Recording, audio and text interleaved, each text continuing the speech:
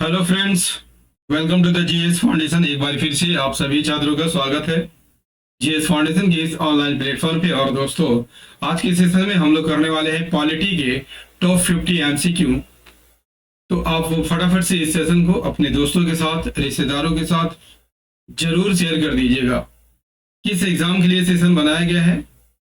SSC, railway, state PSC, चाहे आप किसी भी एग्जाम की तैयारी कर रहे हो दोस्तों, ये सभी प्रतियोगी परीक्षाओं में काम आने वाला है। और याद रखिएगा, मेरी वीडियो डेली 12 बजे दिन में आती है, तो इसे रोज देखना मत भूलिएगा। तो चलिए बिना समय गवाए स्टार्ट कर लेते हैं आज के सेशन को। देखिए, पहला सवाल आपकी स्क्रीन पर है। क्या कहता है? कहता है कि राज्यपाल का कार्यकाल कितने वर्ष का होता है? इसका राइट आंसर हो जाएगा ऑप्शन बी, 5 वर्ष का होता है। लेकिन राज्यपाल जो है राष्ट्रपति के प्रसाद पर्यंत कार्य करता है। नेक्स्ट है, लोकसभा सचिवालय किसके प्रत्यक्ष नियंत्रण में आता है? इसका राइट आंसर हो जाएगा लोकसभा अध्यक्ष के प्रत्यक्ष नियंत्रण में आता है।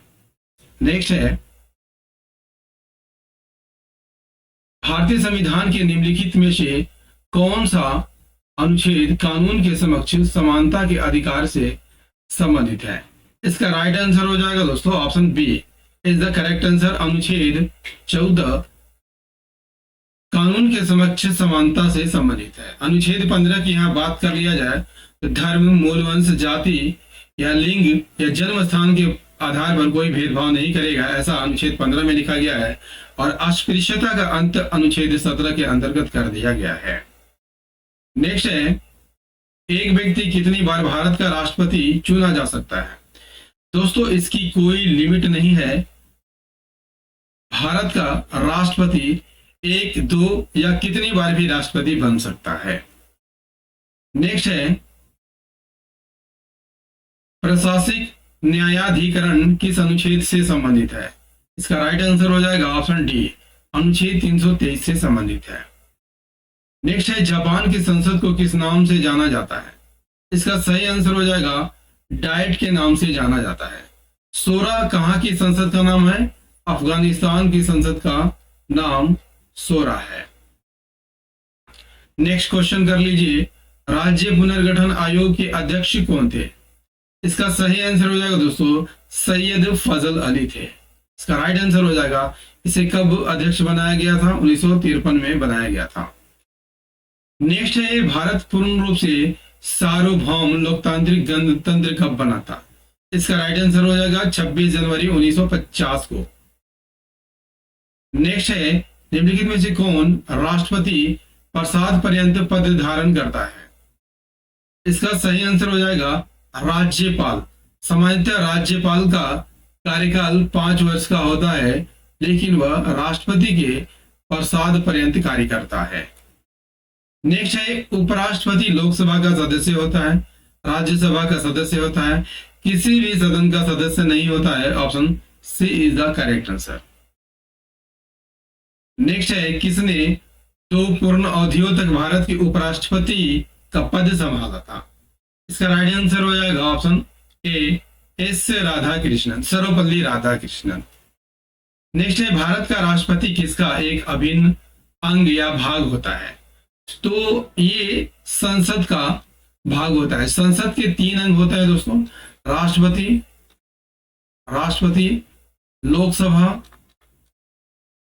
लोकसभा और राज्यसभा।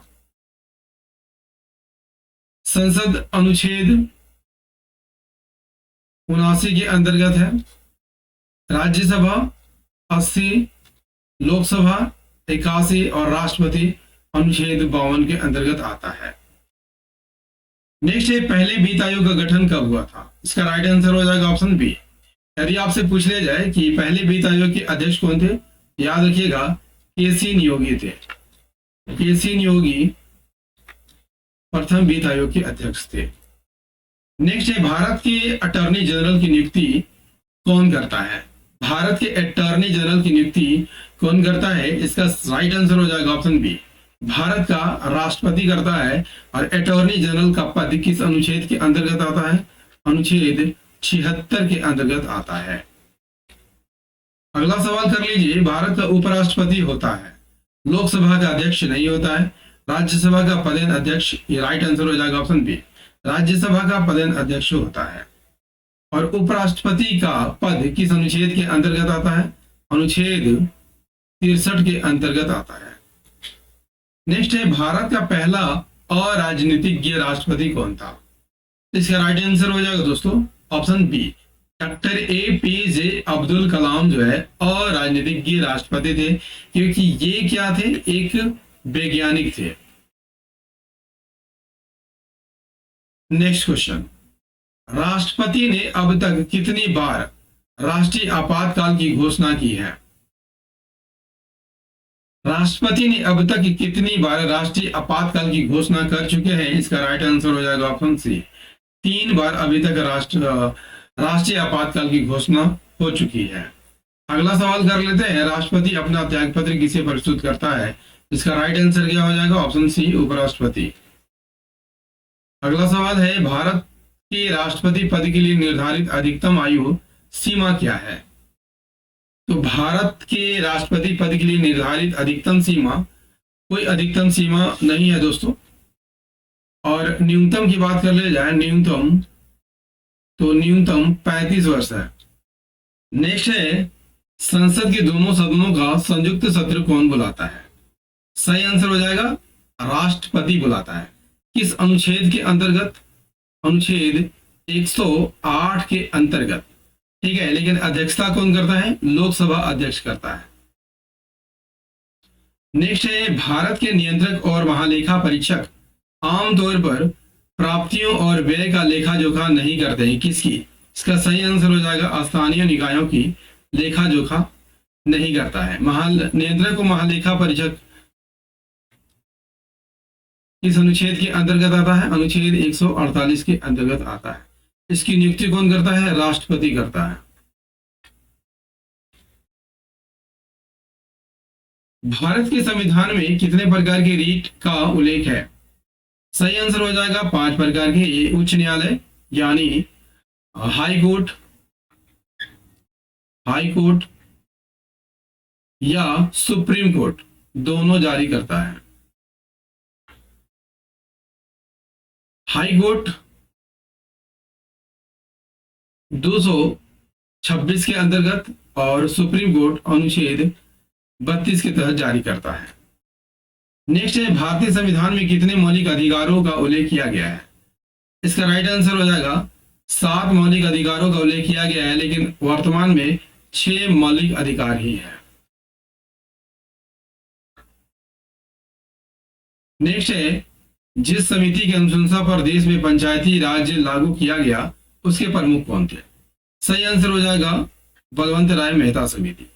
बलवंत राय मेहता समिति कब का गठन कब हुआ था? 1957 में हुआ था। और इसकी सिफारिश पर सबसे पहले राजस्थान में पंचायती राज लागू किया गया था, राजस्थान के नागौर जिले में। अगला सवाल है, भारतीय संविधान में राष्ट्रपति के चुनाव की प्रक्रिया किस देश से ली गई है? देखिए, राष्ट्रपति का पद तो यूएसए से लिया गया दोस्तों, लेकिन यहाँ पर प्रक्रिया की बात हो रही है तो ये आयरलैंड के संविधान से लिया गया है।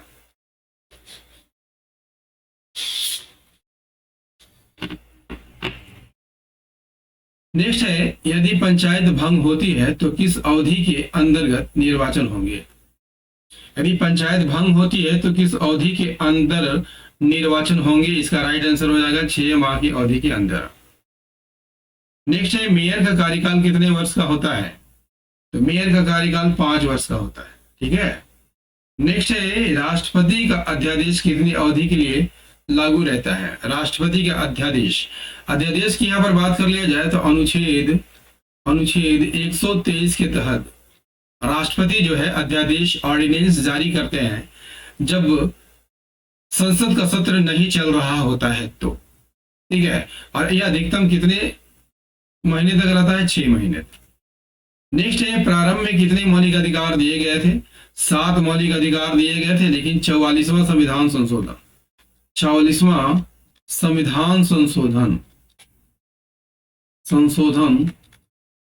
1978 के द्वारा 7वां मौलिक अधिकार को हटा दिया गया है। कौन था? संपत्ति का अधिकार। संपत्ति का अधिकार को हटा दिया गया था। अब मौलिक अधिकारों की संख्या मात्र 6 बच गई है। निम्नलिखित में से कौन सा निजी स्वतंत्रता का एक आधार है? सही आंसर हो जाएगा बंदी प्रत्यक्षीकरण। नेक्स्ट है, उच्चतम न्यायालय द्वारा कितने प्रकार के रिट जारी किए जाते हैं? 5 प्रकार के रिट जारी किए जाते हैं और हाई कोर्ट के द्वारा भी 5 प्रकार के ही रिट जारी कर दिए जाते हैं 200 अनुच्छेद 26 के अंतर्गत। ठीक है, और उच्चतम न्यायालय यानी सुप्रीम कोर्ट अनुच्छेद 32 के अंतर्गत ये रिट जारी कर सकती है। नेक्स्ट है, मूल अधिकार भारतीय संविधान के किस भाग में स्थित है? मूल अधिकार भाग 3 में है और अनुच्छेद 12 से 35 तक में है। अगला सवाल, अधिकार कर्तव्यों का बाधित करता है? बिल्कुल गलत है, को अनुदेशित करता है। इसका राइट आंसर हो जाएगा ऑप्शन बी। नेक्स्ट है, भारतीय संविधान में कितने मौलिक कर्तव्य शामिल किए गए हैं? देखिए यहाँ पर बहुत ही कम समय में सेशन को कंप्लीट करने वाले हैं दोस्तों। आंसर को फटाफट करते चलिए। भारतीय संविधान में कितने मौलिक कर्तव्य शामिल किए गए हैं? इसका राइट आंसर हो जाएगा 11 मौलिक कर्तव्य है। मूल संविधान में कितने मौलिक कर्तव्य थे? मूल संविधान में एक भी मौलिक कर्तव्य नहीं थे। इसे 42वां संविधान संशोधन 1976 के द्वारा जोड़ा गया था। उस समय मौलिक कर्तव्य की संख्या कितनी थी? 10 थी। 86वां संविधान संशोधन कब हुआ था? 2002 में हुआ था और इसके द्वारा 11वां मूल कर्तव्य जो है शामिल किया गया था। नेक्स्ट है, मौलिक अधिकार निलंबित किए जा सकते हैं किसके द्वारा? तो इसका सही आंसर हो जाएगा राष्ट्रपति के द्वारा निलंबित किए जा सकते हैं। लेकिन किसी भी हालत में अनुच्छेद 20 और 21 के तहत जो अधिकार दिए गए हैं उसे निलंबित नहीं किया जाता है। 1983 में केंद्र सरकार द्वारा संघ राज्य संबंधों पर निम्नलिखित में से किस आयोग की नियुक्ति की गई थी? इसका राइट आंसर हो जाएगा सरकारी आयोग की नियुक्ति की गई थी। अगला सवाल क्या कहता है दोस्तों? निम्नलिखित में से कौन सा शुल्क केंद्र सरकार द्वारा लगाया जाता है और वसूला जाता है? कस्टम ड्यूटी, उत्पाद शुल्क, संपदा शुल्क, उपरोक्त सभी। Option D is the correct answer. Next है, कौन सा अनुच्छेद केंद्र सरकार द्वारा राज्य को सहायता अनुदान से संबंधित है? तो इसका राइट आंसर हो जाएगा ऑप्शन सी, अनुच्छेद 275। नेक्स्ट है, निम्नलिखित में से कौन सा अनुच्छेद उपराष्ट्रपति के चुनाव से संबंधित है? सही आंसर हो जाएगा अनुच्छेद 66। अगला सवाल कर लीजिए, उपराष्ट्रपति को उसके पद से कौन हटा सकता है? उपराष्ट्रपति को उसके पद से कौन हटा सकता है? तो इसका राइट आंसर हो जाएगा दोस्तों, उपराष्ट्रपति को संसद हटा सकती है। नेक्स्ट है, उपराष्ट्रपति का कार्यकाल कितने साल का होता है? उपराष्ट्रपति का कार्यकाल कितने साल का होता है? तो इसका राइट आंसर हो जाएगा 5 साल तक होता है। नेक्स्ट है, उपराष्ट्रपति किसका पदेन अध्यक्ष होता है? तो ये राज्यसभा का पदेन अध्यक्ष होता है। आप सभी जानते होंगे दोस्तों। नेक्स्ट है, संघ का कार्यकारी शक्ति निम्नलिखित में से किसमें निहित है? संघ की कार्यकारी शक्ति निम्नलिखित में से किससे संबंधित है? इसका राइट आंसर हो जाएगा प्रेसिडेंट यानी राष्ट्रपति में।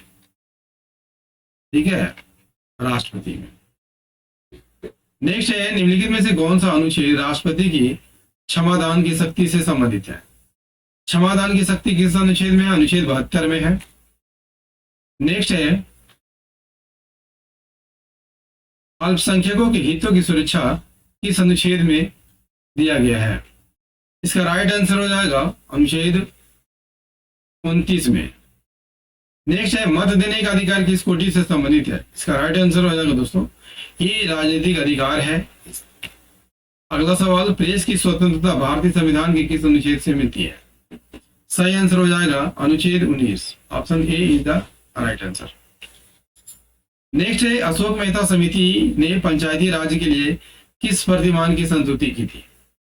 एक स्तरीय, द्विस्तरीय, त्रिस्तरीय या 4 स्तरीय? तो त्रिस्तरीय बलवंत राय मेहता समिति ने दी थी। बलवंत राय मेहता समिति ने दी थी। और द्विस्तरीय अशोक मेहता समिति ने दी थी। यदि आपसे पूछ लिया जाए 4 स्तरीय पंचायत किस राज्य में है, याद रखिएगा दोस्तों, पश्चिम बंगाल में है। ठीक है, प बंगाल। दोस्तों पॉलिटी का ये सेशन आपको कैसा लगा? उम्मीद करता हूँ दोस्तों काफी अच्छा लगा होगा। यदि सेशन पसंद आया हो एक लाइक कर दीजिएगा, अपने दोस्तों के साथ इसे शेयर कीजिएगा, और यदि आप भी इस चैनल पर नए हैं तो चैनल को जरूर सब्सक्राइब कर लीजिएगा, बेल आइकन को प्रेस कर लीजिएगा। मिलते हैं अगले सेशन में, तब तक के लिए जय हिंद, धन्यवाद।